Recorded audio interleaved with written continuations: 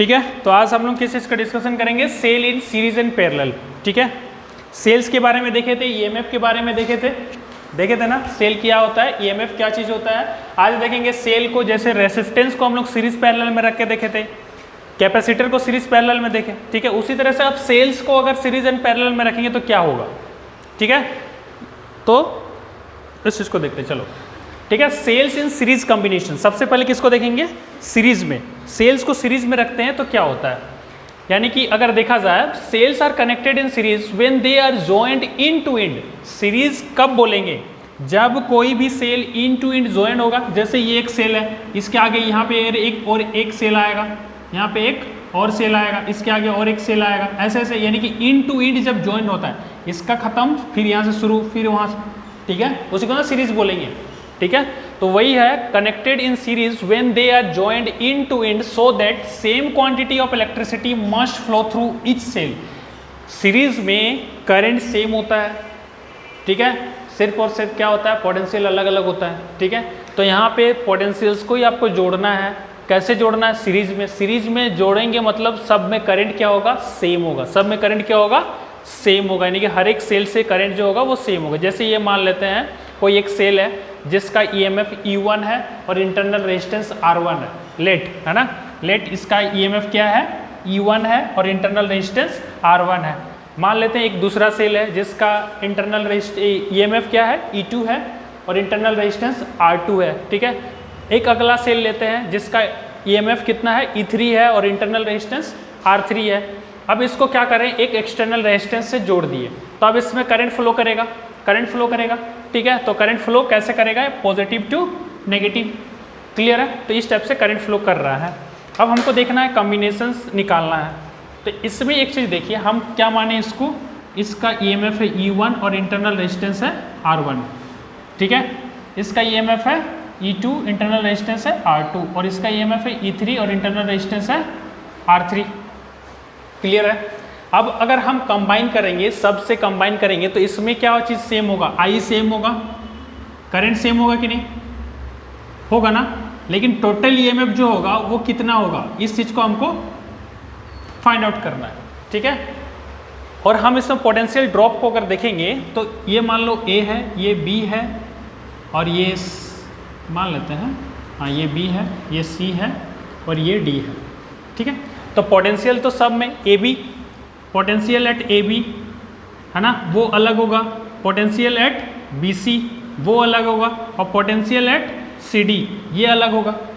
ठीक है, लेकिन टोटल पोटेंशियल कितना होगा, total potential is V equal to V1 plus V2 plus V3।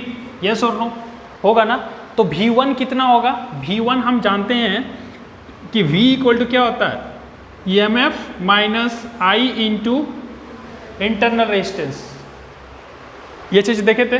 ठीक है, अब इसी चीज़ को हम अगर यहाँ पे पुट करेंगे तो यहाँ पे क्या आ जाएगा, देखो V1 इज इक्वल टू, हम क्या लिख सकते हैं, E1 minus IR1, yes, V2 is equal to E2 minus IR2 and V3 is equal to E3 minus IR3।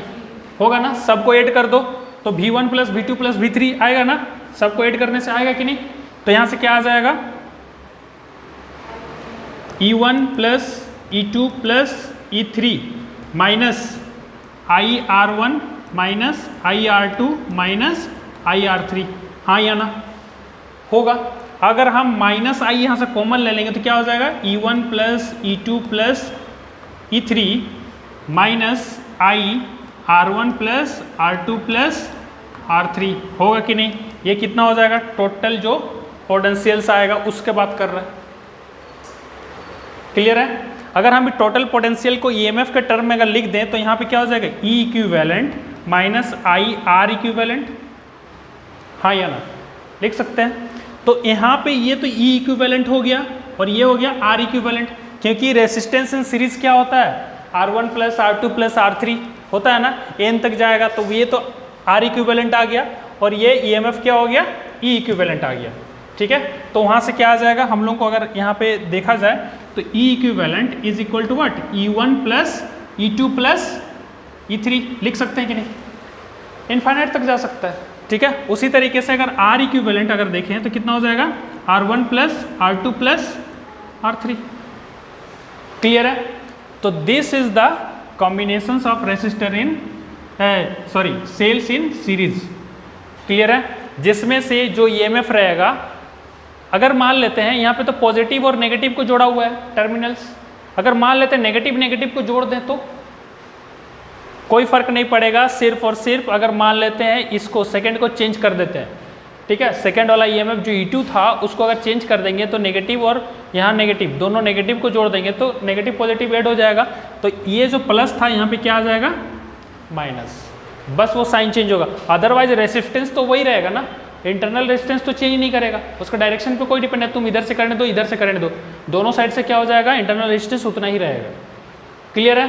तो समझ में आया? तो पोटेंशियल कितना हो जाएगा फिर यहाँ पे दिस वन, है ना?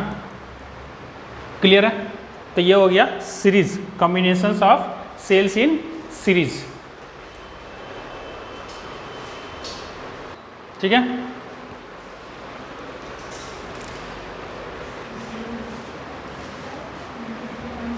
ठीक है, ये हो गया कॉम्बिनेशंस ऑफ रेजिस्टेंस। जैसे पोटेंशियल, इसमें नोट क्या है, the EMF of the battery is the sum of the individual EMF, है ना? E इक्वल टू क्या था, E1 plus E2 plus E3, E equivalent था ना, वही चीज बोल रहा है कि the EMF of the battery is the sum of the individual EMF. Next क्या है, the current in each cell is the same and is identical with the current in the entire arrangement.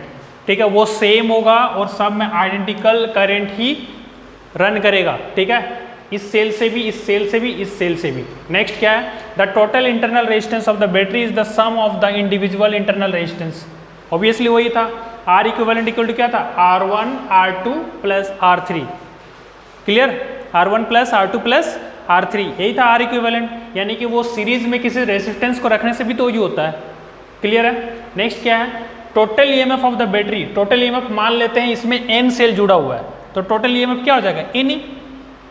जैसे इसमें 3 sales है और सबका अगर same potential difference है, इसका भी मान लेते हैं ईएमएफ E है, इसका भी ईएमएफ E है, इसका भी ईएमएफ E है, वैसे वैसे करके n सेल का ईएमएफ अगर E है तो फिर वो नंबर जितने सेल रहेंगे इनटू E होगा। क्लियर है? वही चीज़ है, यानी कि for n number of the identical sales. Total internal resistance कितना हो जाएगा, अगर सब में R इंटरनल रेजिस्टेंस है तो कितना हो जाएगा, NR, है कि नहीं? R plus R 2R, R plus R 3R, ऐसे होगा ना, तो फिर क्या हो जाएगा, अगर n टाइम रहेगा तो क्या हो जाएगा, NR। ठीक है, तो ये हो जाएगा NR। Total resistance of the circuit कितना हो जाएगा, टोटल रेजिस्टेंस कितना हो जाएगा, ये सिर्फ अकेला है और बाद बाकी इंटरनल रेजिस्टेंस जितना है, इंटरनल रेजिस्टेंस टोटल हो गया NR plus R, total resistance ये हो जाएगा। क्लियर है? तो यहाँ से करंट कितना हो जाएगा, फिर जितना टोटल ईएमएफ होगा अपॉन टोटल रेजिस्टेंस। ठीक है, तो E अपॉन R ये हो जाएगा करंट। अगर R अगर बहुत ही छोटा है, R अगर बहुत ही छोटा होगा इंटरनल रेजिस्टेंस के कंपैरिजन में, तो फिर क्या हो जाएगा, करंट जो होगा वो क्या हो जाएगा, E बाय R, क्योंकि ये छोटा हो जाएगा तो इसको नेगलेक्ट कर देंगे, नेगलेक्ट कर देंगे तो n कैंसिल आउट करेगा, तो कौन बचेगा, E बाय R। क्लियर है? E by R। अगर NR बहुत छोटा हुआ तो ये हट जाएगा, ये हट जाएगा तो क्या हो जाएगा, N E by R, N E by R। Is it clear? समझ में आया यहाँ तक? चलो, यहाँ कंक्लूजन क्या निकलता है? ठीक है, कंक्लूजन क्या निकलता है, when internal resistance is negligible. अगर इंटरनल रेजिस्टेंस अगर नेग्लेजिबल रहा तो comparison to the external resistance, then the cell are connected in series to get maximum current. तो सारे सेल्स को कैसा रहेगा, सीरीज में कनेक्ट करना होगा ताकि इससे क्या होगा, मैक्सिमम करंट मिलेगा। Is it clear? आगे बढ़ें, समझ में आया? ठीक है, ये सारे चीज को अगर नोट्स लिखना है तो लिख ले सकते हैं। चलिए next, this is the cells in parallel combinations. अगर सेल को हम पैरेलल में रखेंगे तब क्या होगा? ठीक है, cells are said to be connected in parallel when they are joint positive to positive terminal या फिर negative to negative, such that current is divided between the cell, जिससे करंट क्या होता है, डिवाइड होता है। हम लोग जानते हैं कि पोटेंशियल डिफरेंस सेम होता है, ठीक है, और करंट क्या होता है, डिफरेंट होता है। किस में? पैरेलल कॉम्बिनेशंस में। मान लेते हैं ये है पैरेलल कॉम्बिनेशंस, 3 सेल ले लिए, इसका ईएमएफ यहाँ पे सेम लिया हुआ है, इंटरनल रेजिस्टेंस सेम लिया हुआ है। हम क्या करेंगे, अलग अलग ईएमएफ लेते हैं, अलग अलग इंटरनल रेजिस्टेंस लेते हैं। ठीक है, तो उससे क्या आएगा उस चीज को देखते हैं एक बार। अगर मान लेते हैं हम इसका EMF E1 है, इंटरनल रेजिस्टेंस R1 है, इसका EMF E2 है, इसका इंटरनल रेजिस्टेंस R2 है, E3 एंड R3, तब क्या हो जाएगा? हम जानते हैं कि यहाँ पे अगर I करंट फ्लो कर रहा है, ठीक है, अगर I करंट फ्लो कर रहा है, किधर से कर रहा है? इधर से कर रहा है और इधर जा रहा है, तो I करंट जाएगा तो यहाँ पे क्या हो जाएगा? I1, यहाँ पे कितना हो जाएगा? I2 और यहाँ पे I3, तीनों डिवाइड हो जाता है ना। करंट क्या होता है? डिवाइड हो जाता है पैरेलल कॉम्बिनेशंस में, ठीक है। तो हम जानते हैं कि I जो हो गया I1 plus I2 plus I3, यही ना होगा। अब देखो अगर हम देखें तो EMF जो होता है, EMF minus IR equal to V, yes और नो, ये चीज़ होता है कि नहीं? ठीक है, अगर हमको यहाँ से I निकालना है तो क्या हो जाएगा? इसको इधर लेके आएंगे, इसको इधर लेके आएंगे, तो E minus V by R लिख सकते हैं इक्वल टू I, हाँ या ना? लिख सकते हैं, वेरी गुड। तो ये आ गया। अब अगर हमको I1 चाहिए तो क्या हो जाएगा? E1 माइनस, देखो पोटेंशियल डिफरेंस पूरे सिस्टम में सेम होगा, यानी कि V क्या हो जाएगा? यहाँ पे सेम हो जाएगा। V क्या हो जाएगा? सेम। V सब में सेम होगा तो यहाँ से V ही रहेगा और ये R1 हो जाएगा और ये हो जाएगा I1। उसी तरह से E2 minus V by R2 that is I2, और यहाँ पे क्या हो जाएगा? E3 minus V by R3 that is the I3, हाँ या ना? होगा ना। अब इसको अगर हम लोग इस यहाँ पे पुट कर देंगे, I1 की जगह इसको, I2 की जगह इसको और I3 की जगह इसको, क्लियर है? तो वहाँ से हमको I मिल जाएगा। I मिलेगा तो फिर क्या हो जाएगा? यहाँ पे अगर हम कर दें तो क्या हो जाएगा? I is equal to I1 कितना हो जाएगा? E1 minus V by R1, ठीक है, plus E2 minus V by R2 plus E3 minus V by R3। यहाँ पे V क्यों सेम है समझ में आया ना? पैरेलल में क्या होता है? पोटेंशियल डिफरेंस सेम रहता है, करंट क्या होता है? अलग होता है, तो उसी चीज़ को जो अलग होता है उसी को जोड़ते हैं, ठीक है। तो फिर यहाँ से क्या हो जाएगा? I इक्वल टू कितना हो जाएगा? देखो यहाँ पे इसको ऐसे लिख सकते हैं, E1 by R1 minus V by R1, इसको E1 by R1 V by R1, एक बार इससे डिवाइड होगा, एक बार इससे डिवाइड होगा, क्लियर है? उसी तरीके से यहाँ पे क्या हो जाएगा? E2 by R2 minus V by R2 plus E3 by R3 minus V by R3, होगा ना। तो V वाले टर्म को एक साथ लिखते हैं, E वाला टर्म को एक साथ लिखते हैं, ठीक है। इसको मिटाएं इधर, नहीं इसको फिर लिखिएगा तो फिर कैसे मिटा, ठीक है। तो I इक्वल टू कितना हो जाएगा? E1 बाय R1, देखिए E1 by R1 plus E2 by R2 plus E3 by R3, ये एक चीज़ हो गया। अब माइनस है, माइनस कॉमन ले लेंगे तो क्या आ जाएगा? V by R1, V by R1 plus V by R2 plus V by R3, यहाँ से V भी कॉमन निकाल सकते हैं। तो I इक्वल टू कितना हो जाएगा? E1 by R1 plus E2 by R2 plus E3 by R3 minus V 1 by R1 plus 1 by R2 plus 1 by R3।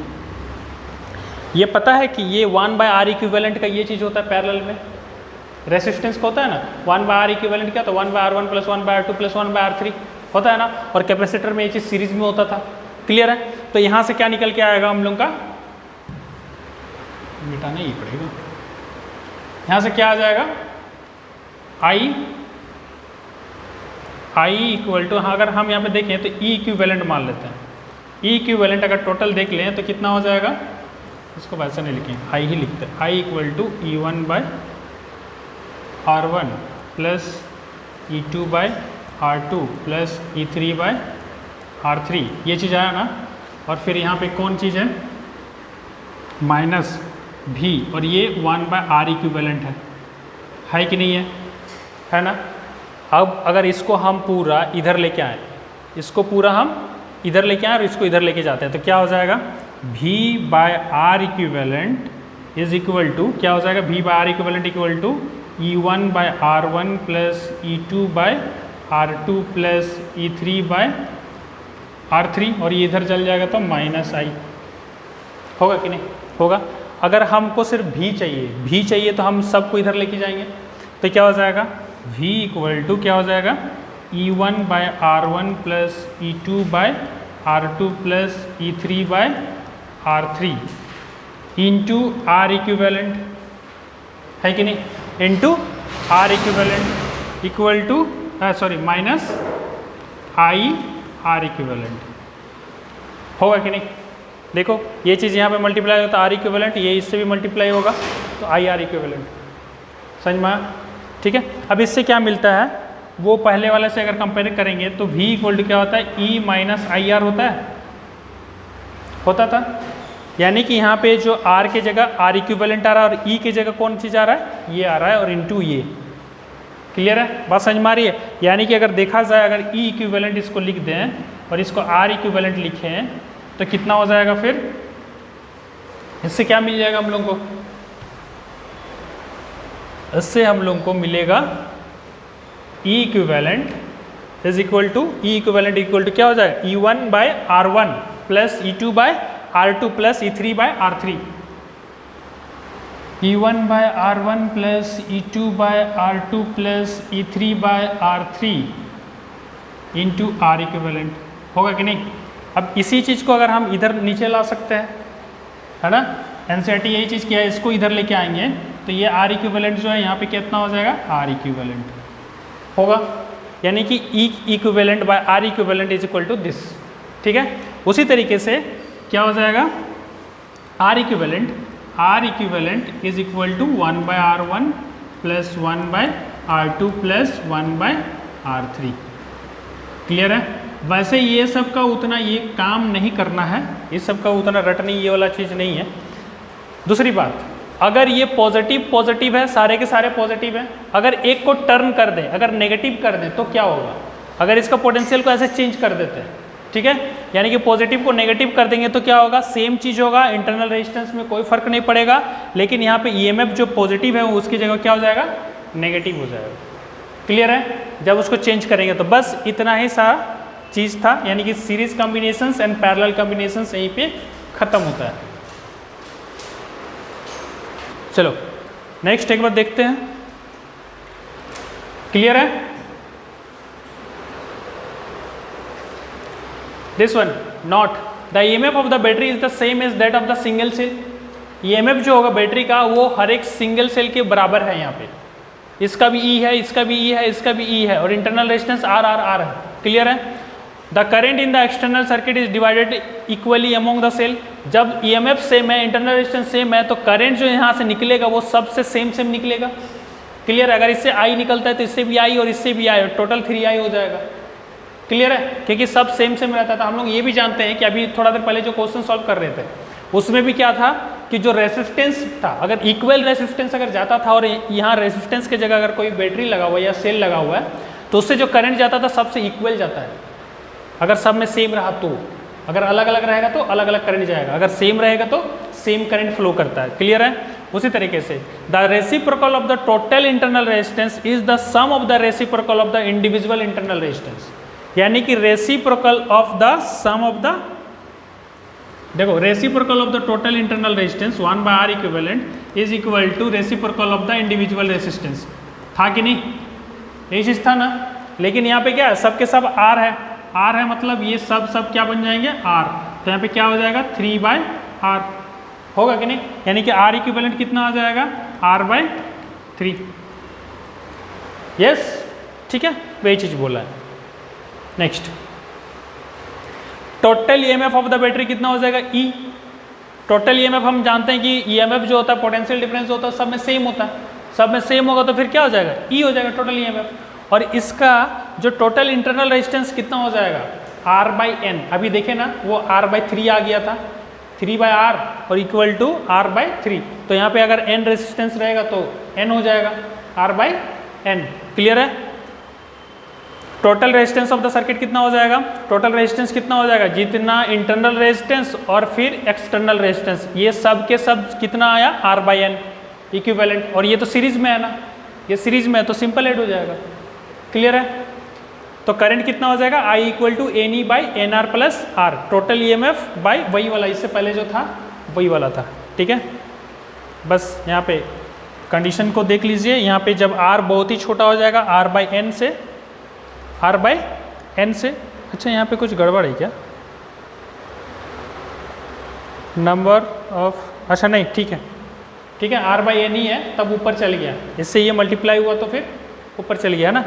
तो अगर r बाई एन से अगर r बहुत ही छोटा होगा, r ये अगर बहुत ही छोटा होगा r बाई एन से, तो फिर क्या हो जाएगा, ये r तो रह ही जाएगा और ये n जो है वो क्या हो जाएगा, एन ई बाय आर, ये चीज़ हट जाएगा। उसी तरीके से सीरीज कॉम्बिनेशन बैक चल गया,